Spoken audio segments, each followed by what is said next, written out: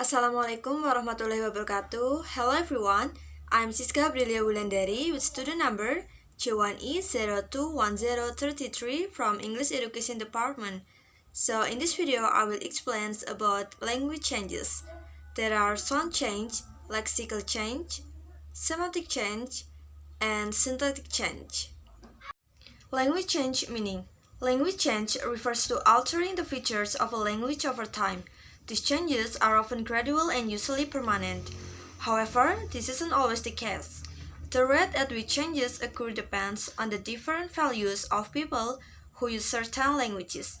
For example, if speakers of a specific language prefer the steadiness and tradition of their language, the changes will be more gradual. However, if they are more willing to embrace originality and unfamiliarity, the changes will be faster. An example of language change is the creation of new words and the discarding of old ones. The first type of language change is sound change. This refers to the changes in the sound of a language that affect the pronunciation of words. Specifically, this relates to any changes in the phonological or phonetic structure of the language. An example of sound changes in the English language would be the modification of vowel sounds that happened during the evolution from Middle English to early modern English. This change was known as the creed vowel shift, a term coined by linguist Otto Jespersen. According to Jespersen, the creed vowel shift consists in a general raising of all long vowels, a modern English grammar, 1909. Phonetically, this refers to long monophthongs.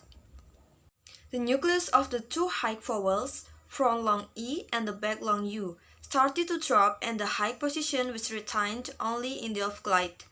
Eventually, the original E became I, so a long E vowel in modern English is now pronounced I, as in a word like bite. Similarly, the long U found its nucleus dropping all the way to OW. The earlier hus became house. All the other long vowels rotated, the mid vowels A and O, rising to fill the spots vacated by the former E and U, respectively, and so on. That is why the modern pronouns he and she are written with A, reflecting the old pronunciation, but pronounced as E. In the following chart, the words are located where their vowel used to be pronounced. Where they are pronounced today is indicated by the arrows. The second type of language change is lexical change. This refers to the changes in a language vocabulary, which concerns the words in a language.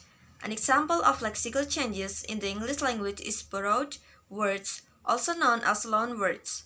These are words that have been taken from the other languages and are now part of the English lexicon. English has borrowed words from many different languages, but Latin, French, and German are the three languages with the most influence on English. Some words are borrowed entirely from the original language, while others have been changed to form new words. Examples of words borrowed from Latin: democratic from Latin democraticus, enthusiasm from Latin enthusiasmus, imaginary from Latin imaginarius. Examples of words borrowed from French: energy from Middle French inertie, irony from Middle French ironie, utensil from Old French utensil. Examples of words borrowed from German: noodle from German Nudel, Epsilon from German Epsilon, pretzel from German Brezel. The third type of language change is semantic change. The term semantic change refers to how the meaning of words changes over time. There are 5 major types of semantic change. These changes occur for either extra-linguistic or linguistic reasons. The 5 major kinds of semantic change are narrowing, broadening, ameliorations, pejorations, and semantic reclamations. Semantic narrowing is the process by which a word's meaning becomes less generalized, in other words, more specific over time. This means that the new meaning derives directly from the original meaning. Let's look at the example of semantic narrowing. The word hound traditionally was used to refer to any type of dog. However, over the centuries the meaning narrowed until it was only used when discussing dogs used when hunting, such as beagles and bloodhounds. Broadening is the process in which the meaning of a word becomes more generalized over time. In other words, the words can be used in more contexts than it could originally. This is sometimes referred to as semantic generalization. The example of semantic broadening is the word business. The word business originally was only used to refer to being busy. However, over the years, the meaning of this word broadened to refer to any type of work or job. Amelioration is a term that refers to when a word acquires a more positive meaning over time. It may also be referred to as semantic amelioration or semantic elevation. Below are the examples of amelioration. The word sick. Many slang terms such as sick have undergone the process of amelioration over the years. Terms such as sick or weak now also have positive connotations. This is because when used as slang, they gain a new positive meaning and are associated with the word cool.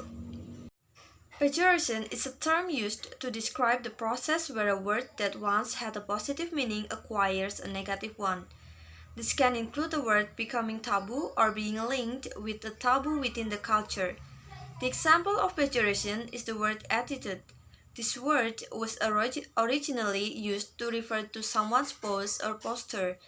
The meaning of the word changed, referring to someone's way of thinking instead. From this, the term began to be used colloquially, which led it to be associated with acting rude or unkind. A phrase such as "he has a bad attitude" can become shortened to "he has an attitude," showing that the word has gained a negative meaning. Semantic reclamation occurs when a group of people who have been oppressed reclaim or take back a word that has been used in the past to disparage them. The people who reclaim these words use them in a positive context. Type of language change is syntactic change. This refers to changes in the structure of syntax in a language. Syntax refers to the ways words come together to form sentences, clauses, and phrases. Syntactic change can be shown through changing verb tenses. For example, the verb go. The verb go comes from the Old English gone. The past tense of gone was ought. However, with the introduction of go, the past tense was not goed. Instead, the verb went was used, which was the past tense of to went. This means that go and went shared the same past tense. So went developed another past tense, wended. This left went as the past tense of go, which has been the same to this day.